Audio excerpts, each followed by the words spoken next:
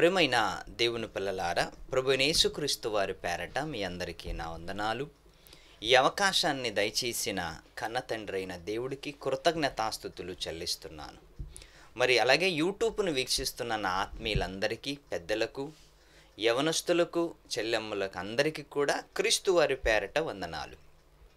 ప్రియమైన దేవుని పిల్లలారా, దేవుడు నాకు ఇచ్చిన ఈ అవకాశాన్ని బట్టి మరొకసారి మీ ముందుకి రాగలిగాను అంటే దేవుని కృప, దేవుని కనికరము, దేవుని దయ అని నేను భావిస్తున్నాను.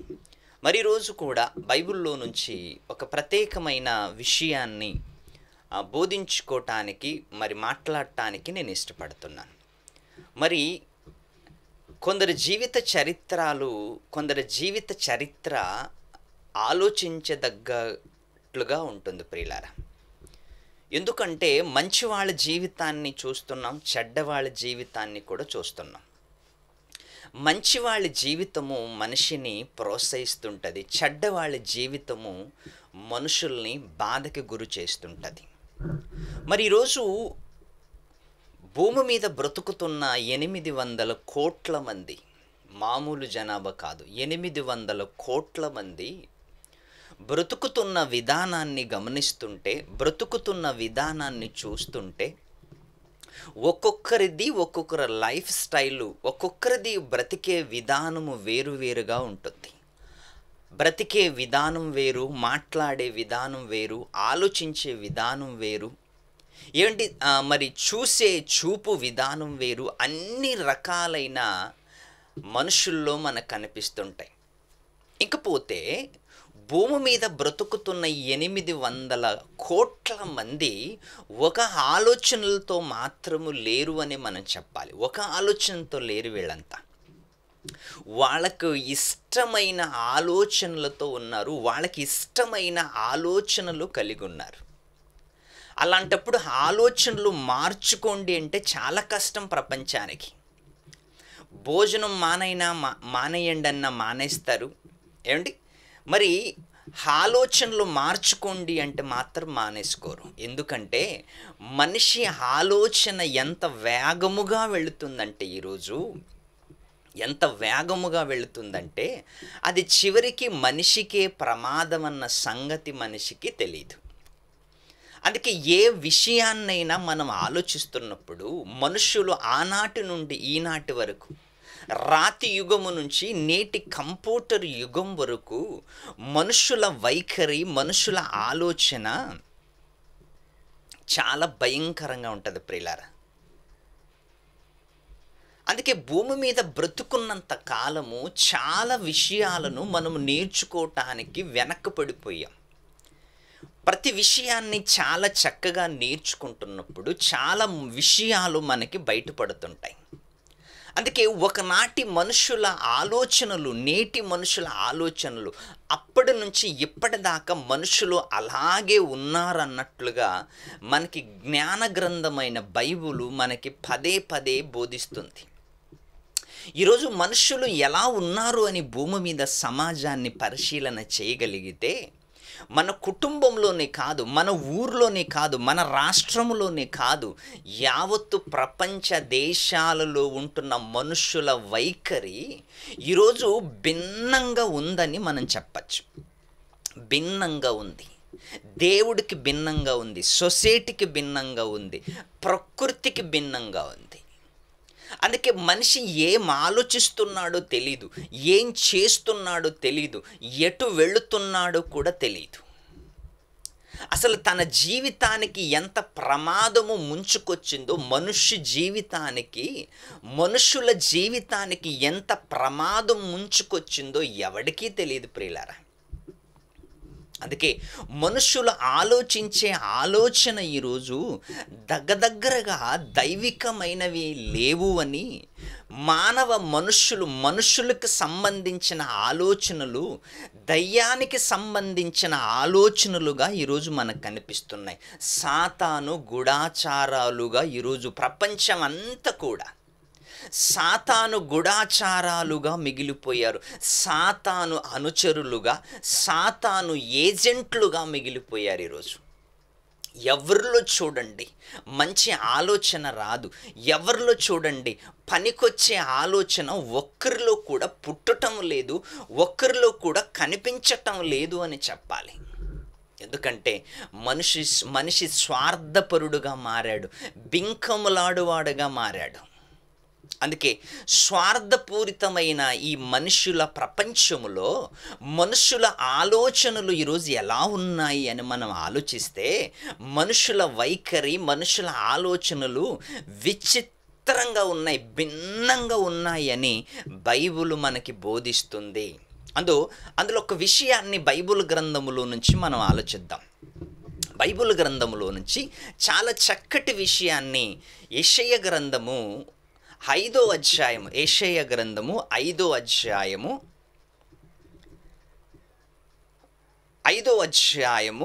20వ వచనాన్ని చదవగలిగితే ఒక విచిత్రమైన మనుషుల ఆలోచనలు మనకు కనిపిస్తున్నాయి. ఇక్కడ ఒక విచిత్రమైన మనుషుల ఆలోచనలు.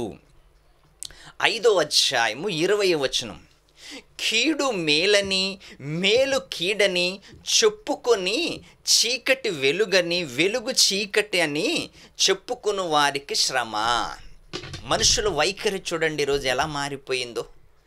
నీవైనా నేనైనా, నీ కుటుంబంలోనైనా నా కుటుంబంలోనైనా, మన ఊర్లోనైనా పక్క ఊర్లోనైనా ఇలాంటి మనుషులు ఉన్నారా అంటే ఖచ్చితంగా ఉన్నారు అని చెప్పచ్చు. ఈ పుస్తకం రాసేటప్పటికి ఉన్నారు, నేడు మనము బ్రతికే కాలానికి కూడా ఉన్నారు. యేసుక్రీస్తు కాలంలో ఉన్నారు, ఈరోజు మన కాలంలో కూడా ఇలాంటి వాళ్ళు ఉన్నారు. ఏంటి, యెషయా గారి కాలంలో ఉన్నారు, యేసుక్రీస్తు కాలములో ఉన్నారు, నేడు మన కాలంలో కూడా ఉన్నారు. ఎలాంటి వాళ్ళంట, మేలుని కీడనుకునే వాళ్ళు ఉన్నారంట, కీడుని మేలనుకునే వాళ్ళు ఉన్నారంట. ఇలాంటి వాళ్ళు ఉంటే ఎంత ప్రమాదం చెప్పండి. ఇలాంటి వాళ్ళు ఉండటం వలన ఎంత ప్రమాదం ఈరోజు.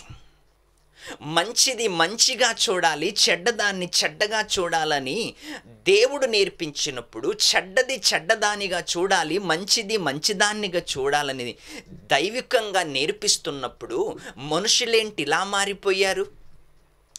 మనుషుల వైఖరేంటి ఇలా మారిపోయింది? మంచిదాన్ని మంచిదానిగా చూడకుండా, చెడ్డదాన్ని చెడ్డదానిగా చూడకుండా ఈరోజు ప్రపంచములే ఎలా మారిపోయారంట? మంచిదాన్నేమో చెడ్డదిగా చూస్తున్నారంట, చెడ్డదాన్నేమో మంచిదిగా చూస్తున్నారంట. అంటే ఇలాంటి ప్రపంచము తయారు కావటానికి గల కారణం ఎవరు అంటే ప్రియులారా, మనుషుల నేర్పు, మనుషుల ఆలోచనలు, మనుషుల జీవిత విధానం. ఈరోజు నీకు మంచి నేర్పించటానికి బదులుగా చెడు నేర్పిస్తుంది ప్రపంచం. ఈరోజు సినిమా రంగంలో చూడండి, సినిమా రంగము కానివ్వండి, రాజకీయ రంగము కానివ్వండి, ఈ సోషల్ మీడియా రంగము కానివ్వండి, మనుషులకి మంచి నేర్పించటానికి బదులుగా మనుషుల్ని పాడు చేయటానికి ప్రయత్నిస్తున్నారు ఈ ప్రపంచ సోకాళ్ళు. మనుషుల్ని పాడు చేస్తున్నారు. దైవ కోణములో ఆలోచిస్తున్నప్పుడు, దైవికంగా ఆలోచిస్తున్నప్పుడు చూడండి ఎంత చక్కటి మాట మనకి తెలియచేస్తుందంటే, కీడు ఏమని ఉంది అక్కడంక, కీడు మేలని మేలు కీడని వెలుగు చీకటని చీకటిని వెలుగని. వెలుగుని వెలుగనాలి, చీకటిని చీకటనాలి. కానీ చీకటిని వెలుగంటుంది ప్రపంచం, వెలుగుని చీకటంటుంది. యేసుక్రీస్తుని అందుకే కదా ప్రపంచం అందరూ కూడా వెలుగు లోక సంబంధం, వెలుగు లోకానికి వస్తే ఆ వెలుగుని ఒక్కడు కూడా పట్టించుకోలేదంట. నేనే నిజమైన వెలుగు అని యేసుక్రీస్తు వారు అంటున్నప్పుడు, నేనే నిజమైన వెలుగు అని యేసుక్రీస్తు గొంతు విప్పి చెప్తున్నప్పుడు ఆ వెలుగుని పట్టించుకోలేదంట ఆ రోజు యేసుక్రీస్తు కాలంలో. యేసుక్రీస్తు కాలంలో ఒక విచిత్రమైన సందర్భం జరిగింది. యేసుక్రీస్తు చివరి దినాలలో యేసుక్రీస్తుని మరణానికి అప్పగిస్తున్న రోజులలో ఒక విచిత్రమైన సందర్భము జరిగింది. అదే ఈరోజు మనము ముందు పెట్టుకొని ఆలోచిద్దాం. ఎంత భయానకమైన ప్రపంచం ఆ రోజుల్లో, యేసువారి పట్ల ఎంత భయంకరమైన ఆలోచనలతో వాళ్ళు యేసుక్రీస్తును ఎరికించారో ఒక్కసారి మనం ఆలోచిద్దాం. ఎందుకు అంటే యేసుక్రీస్తు బ్రతికి ఉన్న కాలములో ఇలాంటి వాళ్ళు ఉన్నారు. ఎలాంటి వాళ్ళు? మేలు కీడని, కీడు మేలని ఆలోచించే వాళ్ళు ఉన్నారు. ఇంకోటి వెలుగు చీకటని, చీకటి వెలుగని ఆలోచించే వాళ్ళు ఉన్నారు. నేడు కాదు ప్రియులారా, యేసుక్రీస్తు కాలములో ఇలాంటి వాళ్ళు ఉన్నారు. యేసుక్రీస్తు కాలములో ఇలాంటి వాళ్ళు ఉన్నారు. ఇలాంటి వారి వల్ల ఎంత ప్రమాదం జరిగిందో, ఎంత గొడవ జరిగిందో ఒక్కసారి బైబిల్ గ్రంథాన్ని విప్పి మనము పరిశోధన చేయగలిగితే చాలా బాగుంటుంది ప్రియులారా. మత్తయి రాసిన సువార్త 27వ అధ్యాయము చాలా చక్కటి అంశాన్ని, చాలా చక్కటి పాఠాన్ని ఈరోజు మనం నేర్చుకుందాం. 27వ అధ్యాయము 16వ వచనం.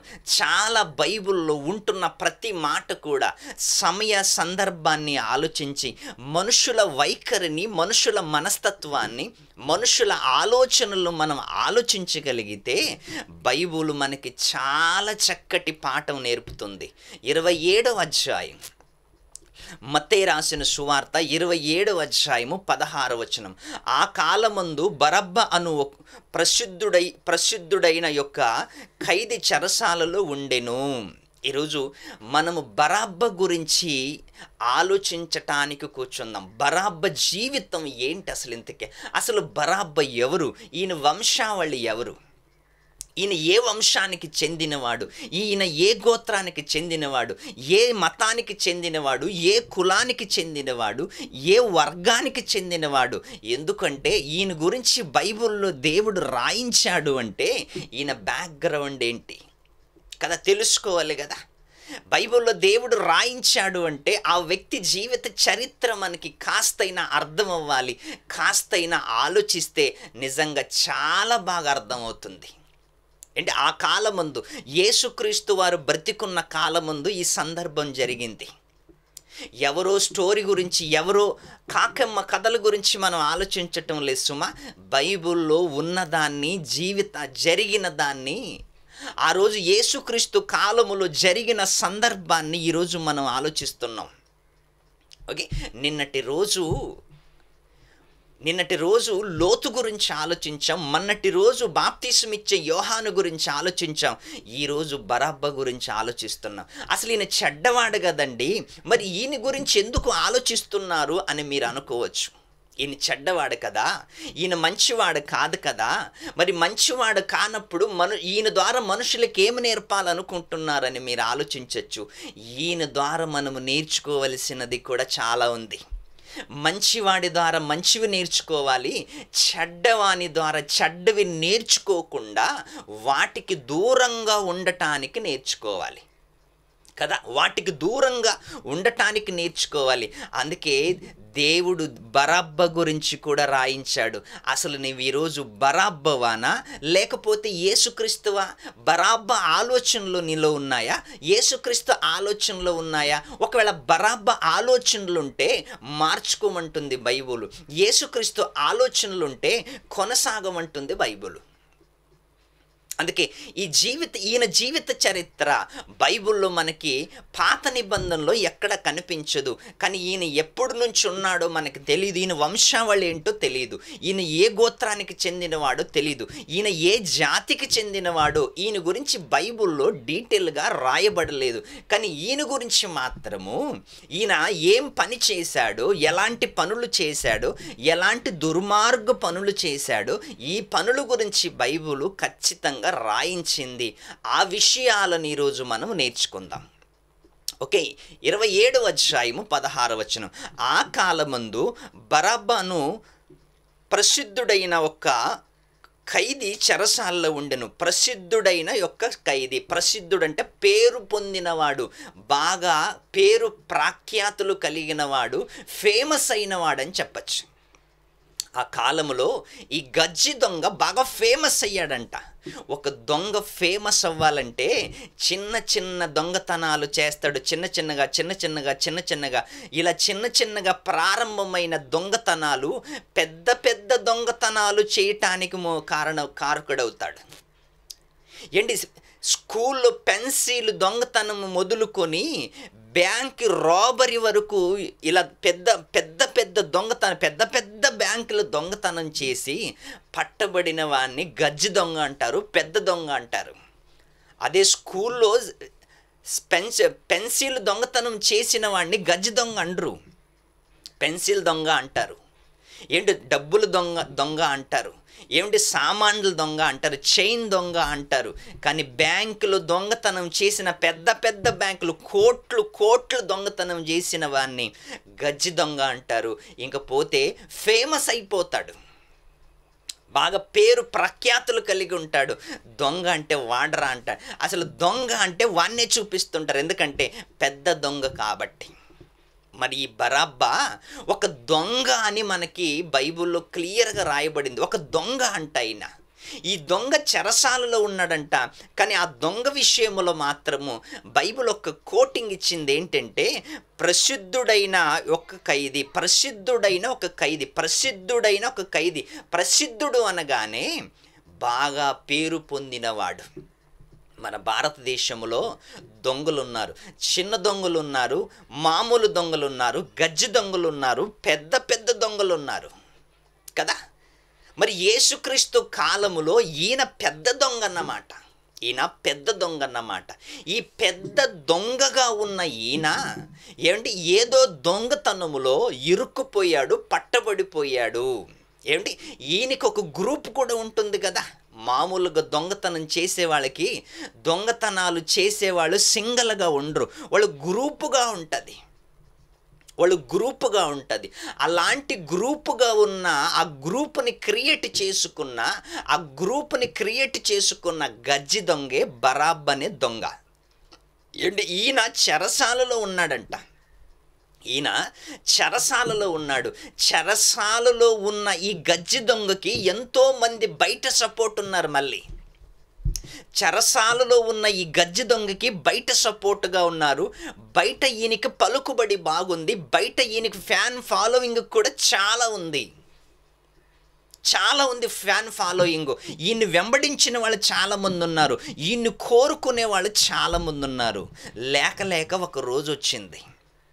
ఆ రోజు ఏంటంటే ఒక పండుగ రోజున ఒకరిని విడుదల చేయాలని ఒక పండుగ వచ్చింది.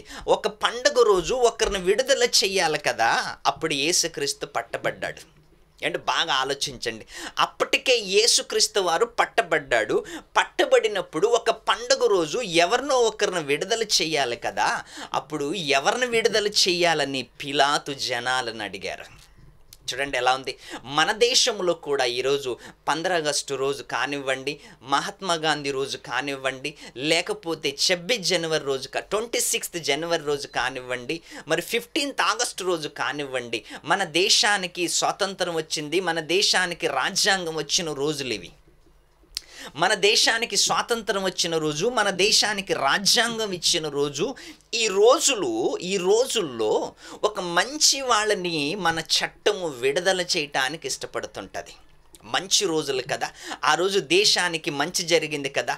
మంచి రోజుల్లో మన జైల్లో ఉంటున్న వాళ్ళ ఖైదీలలో ఎవరైనా మంచి వాళ్ళు అలా జైలర్కి కనిపించారనుకోండి, అప్లికేషన్ చేస్తాడు, ఈయన వదిలేద్దామండి అని. బాగా మీరు ఆలోచించండి. మన భారతదేశంలో ఇలాంటి రూల్స్ ఉన్నాయంటే ఈ రూల్స్ అన్నీ ఎక్కడి నుంచి ఫామ్ అయ్యాయి తెలుసా? అదిగో మన బైబులులో నుంచి ఇలాంటి రూల్స్ ఫాలో చేస్తున్నారు. ఇలాంటి రూల్స్ ఫాలో అయ్యాయి. అందుకు ఒక్కసారి ఆలోచించండి. అంటే 15 ఆగస్టు రోజున, 26 జనవరి రోజున ఎవరో ఖైదీలను విడుదల చేయాలి కదా అని మన భారతదేశంలో రూల్స్ ఎలాగైతే ఉందో, క్రీస్తు కాలంలో కూడా రోమా ప్రభుత్వ కాలంలో రోమా గవర్నమెంట్లో కూడా ఒక రూల్స్ ఉందంట. ఏంటంటే పండగ రోజు ఎవరినో ఒకరిని విడుదల చేయాలి. అప్పుడు ఇద్దరు జైల్లో ఉన్నారు. పండగ రోజు ఎవరినో ఒకరిని విడుదల చేయాలి. అప్పుడు ఇద్దరు జైల్లో ఉన్నారు. బరబ్బా జైల్లో ఉన్నాడు. యేసుక్రీస్తును కూడా ఖైదీగా దొంగగా లేకపోతే అంతకుడుగా ఏదో నేరం చేసినట్లుగా యేసుక్రీస్తును ఉంచారు. ఎందుకంటే వాళ్ళకి యేసుక్రీస్తు వారు ఏ నేరము చెయ్యకపోయినా అన్ని నేరాలు చేశాడన్నట్లు ఫీలింగ్తో యేసుక్రీస్తు వారిని ఉంచారు వాళ్ళ జైల్లో. అప్పుడు పిలాతు ఏమని అడుగుతున్నాడు అంటే, ఈ పండుగ రోజు ఎవరినో ఒకరిని విడుదల చెయ్యాలి కదా, మరి ఎవరిని విడుదల చెయ్యాలని జనాలను అడిగినప్పుడు జనాలు ఏమంటున్నారో తెలుసా? మంచివాడిని విడుదల చెయ్యాలని జనాలు కేకలు వేయాలి, మంచివాడు కావాలని కోరుకోవాలి. కానీ ఆ రోజుల్లో జనాలు ఏమని కేకలు వేశారు అంటే, 27వ అధ్యాయం, మత్తయి రాసిన సువార్త 27వ అధ్యాయము 20-21 చదువుకుందాం. చాలా అద్భుతమైన మాట. ప్రధాన యాజకులు పెద్దలు బరబ్బను విడిపించమని అడుగుటకు యేసును సంహరించుటకు జనసమూహములు ప్రేరేపించిరి. యేసుని చంపేయమని బరబ్బను విడిపించమని ఆ రోజు అధిపతి ఆ ఇద్దరు అనేకులు ప్రధాన యాజకులకు అనేకులు ప్రేరేపణ ఇచ్చారంట. యేసుని చంపేయండి, బరబ్బను వదిలేయండి అని. చూసారా? మేలు కీడని, కీడు మేలని ఆలోచించేవారు యెషయ కాలంలో కాదు, యేసుక్రీస్తు కాలంలో కూడా ఉన్నారు. నేడు లేదంటారా ప్రియులారా? నేడు కూడా ఉన్నారు. 21 అధిపతి ఈ ఇద్దరిలో నేను ఎవరిని విడుదల చేయవలనని మీరు కోరుకుంటున్నారని వారిని అడగగా ఒక అధిపతి ఏమన్నాడంట, ఈ ఇద్దరిలో ఒక ఆయన బరబ్బు, ఇంకొక ఆయన యేసుక్రీస్తు వారు, ఈ ఇద్దరిలో నేను ఎవరిని విడుదల చెయ్యాలని మీరు కోరుకుంటున్నారని వారిని అడగగా వారు బరబ్బనే అనిరి. వారు బరబ్బే మాకు కావాలి, యేసుక్రీస్తు మాకు అవసరం లేదు. చూసారా? బరబ్బే మాకు కావాలి, యేసుక్రీస్తు మాకు అవసరం లేదు. ఏమి జనాలు ఉన్నారండి ఆ రోజుల్లో. దేవుణ్ణి చంపేయమంటున్నారు. యేసుక్రీస్తు లోకానికి రక్షణ ఇవ్వటానికి, లోకాన్ని ఉద్ధరించటానికి యేసుక్రీస్తు వస్తే ఆయన్ని చంపేయమంటున్నారు.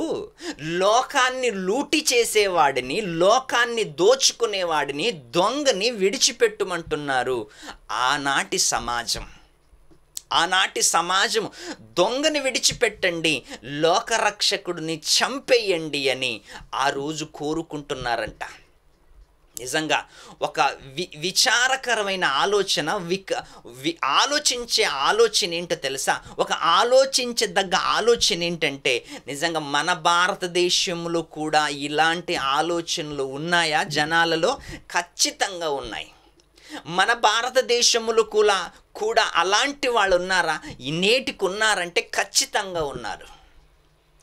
ఎలా చెప్తున్నావంటున్నారా? ఎలా ఎక్కడున్నారు అని అంటున్నారా? మీరు అడుగుతున్నారా? ఒక్కసారి మీరు ఆలోచించండి. ఒక అంతకుడికి ఈరోజు గుడి కట్టిన సాంప్రదాయం మన భారతదేశంలో లేదు. హంతకుల్ని మర్డర్ చేసిన వాళ్ళకి గుడులు కట్టారు. మర్డర్లు చేసిన వాళ్ళకి ఈరోజు సన్మానాలు చేస్తున్నారు. మర్డర్లు చేసిన వాళ్ళకి ఈరోజు రాజకీయ నాయకులు పెద్ద పెద్ద పదవులు ఇస్తున్నారు. మర్డర్లు చేసిన వారికి గుడులు కట్టారు. వాళ్ళకి ప్రతి సంవత్సరము పూలమాలలు వేస్తున్నారు. అది మన భారతదేశంలో లేదంటారా? ఉంది కదా, మన కళ్ళు ముందు జరుగుతుంది కదా. మహాత్మా గాంధీని చంపిన నత్తురాము గోడ్సేకి ఈరోజు గుడి కట్టలేదా? ఈరోజు జైలు కొట్టడం లేదా? ఈరోజు పూలమాలలు వేయటం లేదా?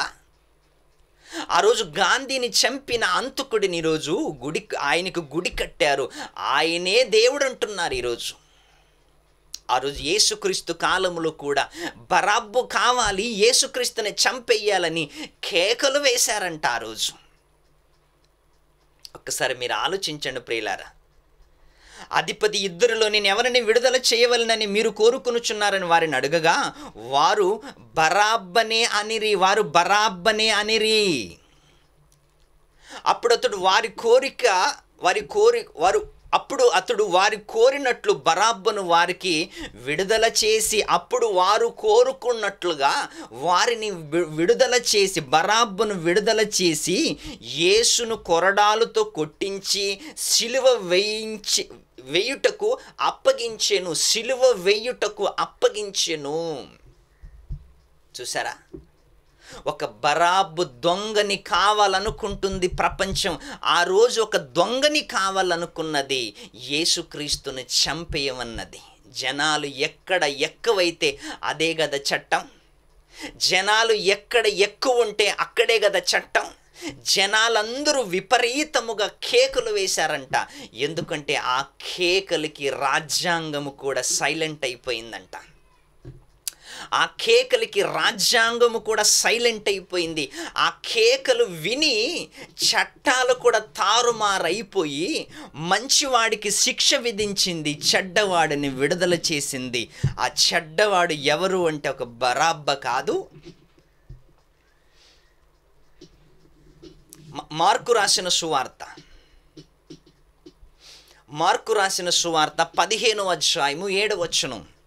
మార్కు రాసిన సువార్త 15వ అధ్యాయం 7వ వచనం. అధికారులు నేనిద్దరి కలహములో నరహత్య చేసిన వారితో కూడా బంధింపబడి ఉన్న బరబ్బను ఒకడుండెను. నరహత్య చేసిన వారిలో కలహముతో నరహత్య చేసిన వారితో కూడా బంధింపబడి ఉన్న బరబ్బను ఒకడుండెను. కలహాలు, గొడవలు. జైల్లోకి ఎందుకు వెళ్ళాడంటే ఈయన తెలుసా? కలహాలు రేగాయంట. ఆ కలహాలలో గ్రూపులో కలహాలు రేగి, ఈరోజు తాగుబోతులు బాగా తాగుతుంటారు. బాగా తాగుతున్నప్పుడు తాగుతూ అలాగొస్తుంటారు, అలాగ గొడవ స్టార్ట్ అయిపోతుంటుంది. ఇలాంటి దొంగల్లో ఉంటుంది, తాగుబోతుల్లో ఉంటుంది, పాకెట్ కొట్టే వాళ్ళలో ఉంటుంది, డబ్బులు పంచుకునేటప్పుడు దొంగతనం అంటే గొడవలు ఉంటాయి. అధికారులను ఎదిరించి చూడండి 7వ వచనం. అధికారులను ఎదిరించి కలహములలో నరహత్య చేసిన వారితో కూడా బంధింపబడి ఉన్న బరబ్బను ఒకడుండెను. అధికారులను ఎదిరించిన వాడు ఎవరు? బరబ్బ. అధికారులను ఎదిరించిన వాడు. అధికారులను ఎదిరించి కలహములో నరహత్య జరిగిందంట. మాటల్లో గొడవలు స్టార్ట్ అవుతాయి. గొడవల్లో హత్యలు స్టార్ట్ అవుతాయి. కలహము జరిగింది, హత్య చేశాడు. అప్పుడు హత్యలో ఈయన కూడా పట్టబడ్డాడంట. అధికారులనే ఎదిరించాడంట ఈ బరబ్బ. అధికారులనే ఎదిరించినప్పుడు అధికారులు ఊరుకుంటారా? ఈయన్ని తీసుకెళ్ళిపోయి జైల్లో వేశారంట. ఆ జైల్లో వేసినప్పుడు ఏదో ఒక పండుగ రోజు విడుదల చెయ్యాలి కదా.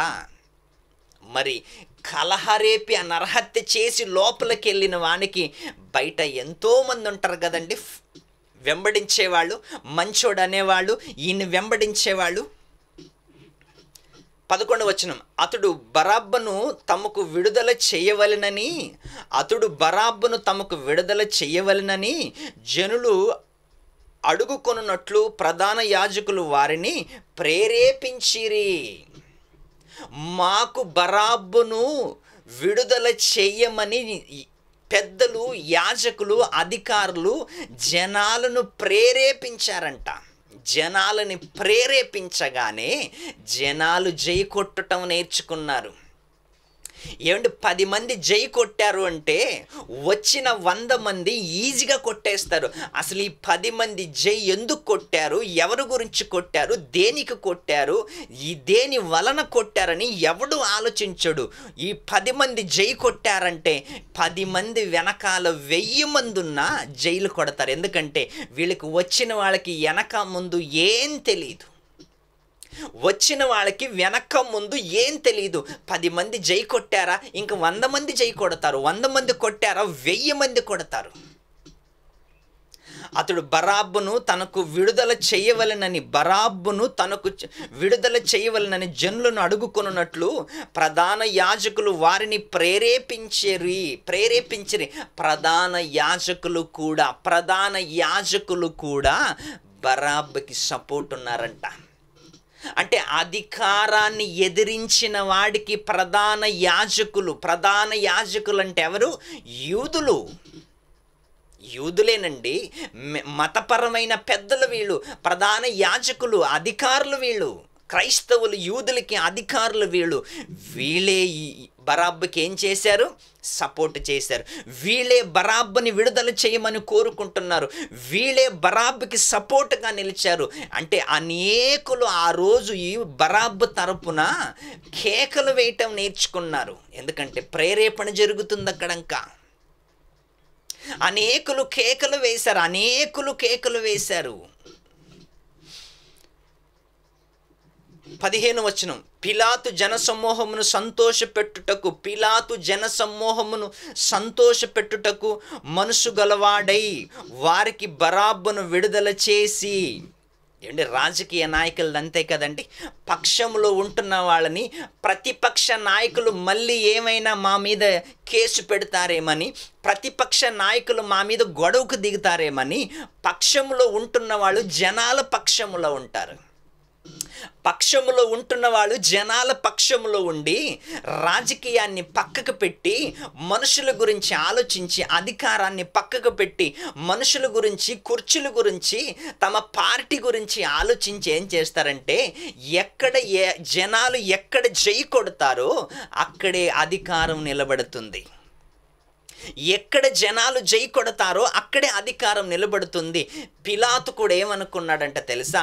జనాలని సంతోష పెట్టాలనుకున్నాడంట. ఎందుకంటే నెక్స్ట్ మాకు అధికారం ఉండాలి అంటే, నెక్స్ట్ మేము అధికారంలో ఉండాలి అంటే జనాలని సంతోష పెట్టాలి కదా, జనాలను సంతోష పెట్టాలి. ఇప్పుడు బరాబ్బ కోసం అందరూ కేకలు వేస్తున్నారు. మరి ఇప్పుడు కేకలు వేస్తున్నప్పుడు అందరినీ కాదని ఒక్కడిని విడుదల చేస్తే అందరూ కలిసి ఆయన్ని కుమ్మేసాలేరు. అందుకే అందరి కోసము యేసుక్రీస్తు వారిని మరణానికి అప్పగించారు. అందులో ఒక ప్రత్యేకమైన విషయం ఏంటి తెలుసా?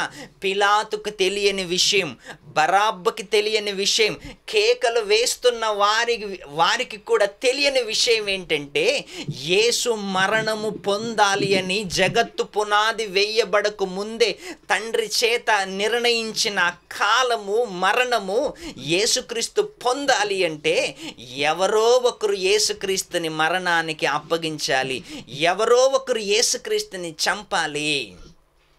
ఈ విషయము పిలాతుకి తెలియదు, బరాబ్బకి తెలియదు, జనాలకి తెలియదు. అనవసరంగా జైలు కొడుతున్నారు. కానీ తండ్రి ప్రణాళిక వీళ్ళకి తెలియదు. బరాబ్బకి తెలియదు, పిలాతుకి తెలియదు, జనాలకి తెలియదు. అప్పుడు పిలాతు ఏమంటున్నాడు చూసారా? పిలాతు జనసమూహమును సంతోషపెట్టుటకు మనసు గలవాడై, ఆయన మనసు అంతా జనాలపైకి వెళ్ళిపోయిందంట. ఆ జనాల్ని చూసేసరికి జనాల వైపు మనసు వెళ్ళిపోయిందంట. మనసు గలవాడే వారికి బరాబ్బును విడుదల చేసి యేసును కొరడాలతో కొట్టించి సిలువ వేయుటకు అప్పగించెను. సిలువ వేయటానికి అప్పగించేశాడంట. కొరడాలతో కొట్టడానికి, సిలువ వేయటానికి యేసుక్రీస్తుని అప్పగించాడంట. చూసారా, తండ్రి సంకల్పం ఎలా నెరవేరుతుంది, తండ్రి సంకల్పం ఎలాగ ముందుకు సాగుతుంది. ఇందులో దొంగ అడ్డొచ్చినా, జనాలు అడ్డొచ్చినా, ఎవరు అడ్డొచ్చినా కన్న తండ్రి సంకల్పం ఏదో విధంగా నెరవేరుతుంది. ఏమండి, సత్యము గడప దాటక ముందే అసత్యము లోకమంతా తిరిగేసి వచ్చిందంట. కానీ సత్యము బయలుదేరింది అంటే కార్యక్రమాలు చేసుకుంటూ వెళుతుంది. ఇంకా సత్యము నిలబడిందంటే అసత్యానికి ఇంకా స్థానం లేకుండా పోతుంది. మంచితనం నిలబడింది అంటే అబద్ధం ఇంకా కనిపించకుండా పోతుంది. కానీ సత్యము స్లోగా వెళ్ళినా గట్టిగా వెళుతుంది. అబద్ధము ఎంత స్పీడ్గా వెళ్ళినా దానికి ఆయుష్కాలం లేదు ప్రియులారా, ఆయుష్కాలం లేదు. జనాలందరూ బరాబ్బని కావాలనుకున్నారు. జనాలందరూ బరాబ్బు వైపు నిలబడి జైలు కొట్టారు. మాకు బరాబ్బి కావాలనుకున్నారు. కానీ యేసుక్రీస్తు వైపు ఒక్కడు కూడా లేడంట. యేసుక్రీస్తు కావాలి అనుకున్న వాళ్ళు ఎవ్వరూ లేరంట. కానీ చివరికి విజయము మాత్రము యేసుక్రీస్తుదే. విజయము మాత్రము సత్యమే నిలిచింది. సత్యమేవ జయతే అంటారు చూసారా, సత్యమే నిలిచింది. వేల మంది ఒకవైపున్నా, కోట్ల మంది ఒకవైపున్నా యేసు వైపే సత్యము, యేసే సత్యము. ఇంకా యేసుక్రీస్తు వారు అనేక మందికి మార్గదర్శి అయ్యాడు, అనేక మందికి మార్గదర్శి అయ్యాడు. ఈరోజు యావత్తు ప్రపంచ జనాభా అందరూ కూడా క్రైస్తవులే ఎక్కువగా ఉన్నారు. బైబులే ఎక్కువగా అమ్మబడుతుంది, బైబుల్నే ఎక్కువగా నమ్ముకునే వాళ్ళు ఉన్నారు. బైబులే ప్రపంచానికి మొదటి పుస్తకంగా నిలిచింది. యేసే లోకరక్షకుడు అని యావత్తు ప్రపంచం నమ్ముకుంటుంది. ఈరోజు బరబ్బా ఎక్కడున్నాడు చెప్పండి? ఏ చరిత్రలో ఉన్నాడు? ఎక్కడున్నాడు? ఆయన స్థానం ఏంటి? గాలికి పోయాడు. ఏమంటే ఆయన జతకు ఆయన వెనకాల 100 మంది ఉన్నారనేసరికి ఆయన పొంగిపోయాడు, రెచ్చిపోయాడు. కానీ అసత్యము కొంతవరకు రెచ్చిపోతుంది, తర్వాత సమాధైపోతుంది. అసత్యము రెచ్చిపోతుంది, సమాధైపోతుంది. సత్యము స్థాపించటానికి, సత్యము నిలబడటానికి, సత్యము ప్రపంచములో వ్యాపించటానికి టైం పడుతుంది, కానీ అదే గట్టిగా నిలబడుతుంది. ఈరోజు ఒకరోజు యేసును వద్దనుకున్న వాళ్ళు, బరబ్బని కావాలనుకున్న వాళ్ళు ఎంతవరకు నిలబడ్డారు? వాళ్ళంతా కొంతవరకే కదా. ఈరోజు బరబ్బ చరిత్ర ఎక్కడుంది? ఆయన ఏం చేశాడు? ఆయన ఏ రాజకీయ పార్టీ, ఏ వంశావళి? ఏమి లేదు. ఒక కక్షతో యేసుక్రీస్తుని చంపాలన్న ఒక కక్షతో నిలబడి యేసుక్రీస్తు పైన నిందలు వేసి, బురద వేసి అలా చేసిన ప్రపంచానికి యేసుక్రీస్తు మరో మాట పలకకుండా సత్యాన్ని స్థాపించటానికి ఎన్నో ఇబ్బందులు ఎదుర్కొన్నాడు, ఎన్నో కష్టాలు పడ్డాడు. చివరికి సత్యాన్ని స్థాపించి వెళ్ళాడు. సత్యమే మిమ్మల్ని స్వతంత్రులుగా చేస్తుందన్నాడు యేసుక్రీస్తు. అందులో బరబ్బ కూడా నమ్ముకుంటే బరబ్బకు కూడా రక్షణ దొరికేది. ఆ రోజు అనేకులు యేసుక్రీస్తుని ఎదిరించారు, కానీ యేసుక్రీస్తు వారు బెదురుకోలేదు, నిలబడ్డాడు, చావుకైనా సిద్ధపడ్డాడు, సత్యాన్ని స్థాపించాడు. ప్రియులారా, ఒక బరబ్బ చరిత్ర చూడండి, గాలిలో కలిసిపోయింది. బరబ్బ చరిత్ర ఎక్కడ ఉంది ఈరోజు? ఎక్కడా లేదు, ఎవరు నోట లేదు. సత్యానికి అడ్డొచ్చిన ఎవడైనా నిలవకుండా గాలిలో పేలిపోతాడు, గాలిలో లేచిపోతాడు. కానీ సత్యాన్ని అడ్డగించటానికి ఎవడి వలన కాదు, సత్యాన్ని టచ్ చేయలేకపోతాడు ఎవడు. ఎందుకంటే సత్యము సత్యమే కాబట్టి, సత్యము మనిషిని మార్గం పరలోకానికి నడిపిస్తుంది కాబట్టి. లూకా రాసిన సువార్త 23వ అధ్యాయము 18వ వచనము. లూకా రాసిన సువార్త 23వ అధ్యాయము 18వ వచనము. వారందరూ వీనిని చంపవేసి మాకు బరబ్బను విడుదల చేయమని ఏకగ్రీవముగా కేకలు వేసిరి. వారందరూ వీనిని చంపివేసి మాకు బరబ్బను విడుదల చేయమని ఏకగ్రీవముగా కేకలు వేసిరి. ఒకే పట్టుతో కేకలు వేశారంట. మాకు బరబ్బను విడుదల చెయ్యు, యేసుక్రీస్తుని చంపేయండి, సిలువ వేయండి అని అందరూ ఒకే పట్టుతో అరిచారంట. చూసారా? అబద్ధానికి వెలిగే ఆరిపోయే దీపానికి, చూసారా సామెత అంటారు, ఆరిపోయే దీపానికి వెలుతురు ఎక్కువంట. నాశనమయ్యే ప్రపంచానికి అందరూ బరబ్బ వైపు వెళ్ళిపోయి బరబ్బ కావాలి, యేసుక్రీస్తుని చంపేయండి అని కేకలు వేశారు. కేకలే గెలిచాయంట, కానీ సత్యము ఓడిపోలేదు సుమా.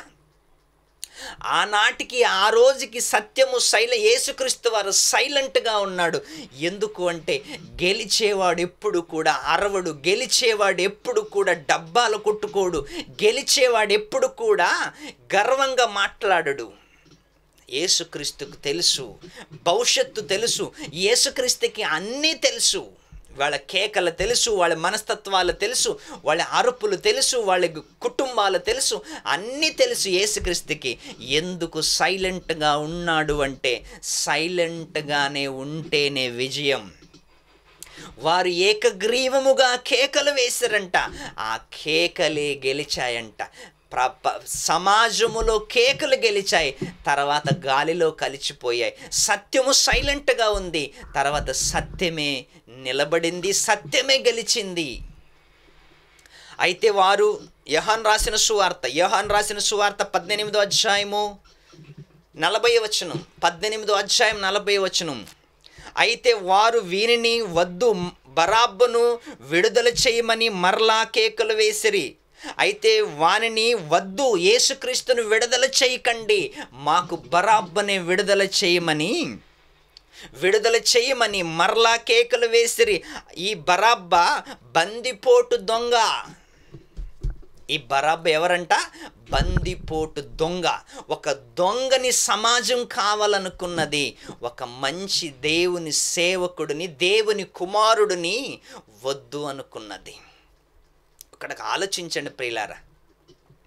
యేసుక్రీస్తు కాలములో జనాలు అలాగే ఉన్నారు. యెషయా గారు కాలములో జనాలు అలాగే ఉన్నారు. నేటి కాలములో జనాలు అలాగే ఉన్నారు. ఈరోజు మంచి వారిని వదిలిపెట్టడం లేదు. చెడ్డవారికి సమాజం రాజకీయ స్థానాలు ఇచ్చింది, చెడ్డవారికి సమాజం అధికార స్థానాలు ఇచ్చారు, చెడ్డవాళ్ళకి అన్ని పదవులు ఇచ్చేశారు. మంచివాడు ఈరోజు ఏం చేస్తున్నాడో చెప్పండి? సత్యం నమ్ముకున్నవాడు, మంచివాడు తినటానికి తిండి లేకుండా తిరుగుతున్నాడు. అదే హంతకుడు, నరహంతకుడు, దొంగ, దోపిడిగాడు రాజకీయ నాయకులంట, లేకపోతే గొప్ప గొప్ప పేరు సంపాదించుకొని బడా గుండగాళ్ళగా తిరుగుతున్నారు ఈరోజు. సత్యం సమాధైపోయేలా సమాజం వైఖరిని చేస్తుంది, సత్యాన్ని అడ్డగించేలాగా చేస్తుంది ఈరోజు. ఎంతమంది అడ్డగించినా, ఆ రోజు మొదటి కాలము నుండి మొదటి శతాబ్దములో ఎంతమంది సత్యాన్ని అడ్డగించినా ఎవడు కూడా నిలవలేకపోయాడు. అందుకే మీరు ఆలోచించండి, బరబ్బ జీవితం ఎంత విచిత్రంగా, ఎంత ఆలోచన తగ్గ ఉంది. బరబ్బని కోరుకున్నారు, అందరూ కోరుకున్నారు, కానీ గాలిలో కలిసిపోయే జీవితం. 10 మంది వెంటున్నారని రచ్చిపోకండి, 100 మంది వెనక్కున్నారని రచ్చిపోకండి. ఎందుకంటే సత్యం వైపు నీ ఒక్కడున్న చాలు, నీదే విజయం. అసత్యం వైపు 1000 మంది ఉన్న గాలిలో కలిసిపోతారు, అసత్యం వైపు 1,00,000 మంది ఉన్న నామరూపం లేకుండా పోతారు. సత్యము వైపు 10 మంది ఉన్న చాలు, ప్రపంచాన్ని జయించవచ్చు. అందుకే మొదటి శతాబ్దంలో ఏమన్నారో తెలుసా? భూమిని తలక్రిందులు చేయువారు ఇక్కడికి వచ్చి ఉన్నారు అంటున్నది బైబిలు. సత్యము నీ వైపు ఉంటే నిన్నెవడు ఏం చేయలేడు. సత్యములో నీ ఉంటే ప్రపంచములో నిన్ను ఎవడు టచ్ కూడా చేయలేడు. ఎందుకంటే నీ వైపు యేసుక్రీస్తు వారు ఉన్నారు, తండ్రి అయిన దేవుడు ఉన్నాడు, పరిశుద్ధాత్మ ఉంది. ఎంతమంది నీ వెనకాల ఉన్నప్పుడు నిన్ను తాకే మహానుభావుడు ప్రపంచములో ఎవరు లేరు. నీ వైపు దేవుడు ఉండాలి, నీవు దేవుడి పట్ల నమ్మకం కలిగి ఉండాలి, నీవు దేవుడిలో ఎదుగుతుండాలి, దేవునిలో భయభక్తులు కలిగి ఉంటే ప్రపంచంలో నిన్ను తాకేవాడు ఎవడు ఉండడు ప్రియులారా. నువ్వు దేవుడిలో ఉండు, దేవుడి కోసం జీవించు, దేవునిలో ఎదుగుతూ ఉండు. అపవాది కూడా నిన్ను చూసి గజగజ వణికిపోతాడు. ఎందుకంటే నీ పక్షాన దేవుడున్నాడు, నీవు దేవునిలో ఉన్నావు కాబట్టి అపవాది కూడా ఎదిరించలేడు నిన్ను, అపవాది కూడా నిన్ను తాకలేడు. ఎందుకంటే నిన్ను చూడగానే పారిపోయే రకం వాడిది. అందుకే ఒక్కసారి మీరు ఆలోచించండి, బరబ్బని కోరుకున్న జనాలు జీవితాలు ఏమైపోయి ఉంటాయి, బరబ్బని కోరుకున్న జీవితాలు ఏమి అయిపోయి ఉంటాయి, బరబ్బ జీవితం ఏమైపోయి ఉంటుంది. అందుకే మనము బ్రతకవలసింది బరబ్బలా కాదు, మనము బ్రతకవలసింది బరబ్బ వెనకాల ఉన్న జనములా కాదు, యేసుక్రీస్తు వెనకాల ఉన్న అపోస్తులలా దేవుని మనసు కలిగి, దేవుని ఆలోచనలు కలిగి మనమందరూ బ్రతకాలి, ముందుకు సాగాలని కోరుకుంటూ ఈ సమయాన్ని ముగిస్తున్నాను. Thank you. అందరికీ వందనాలు.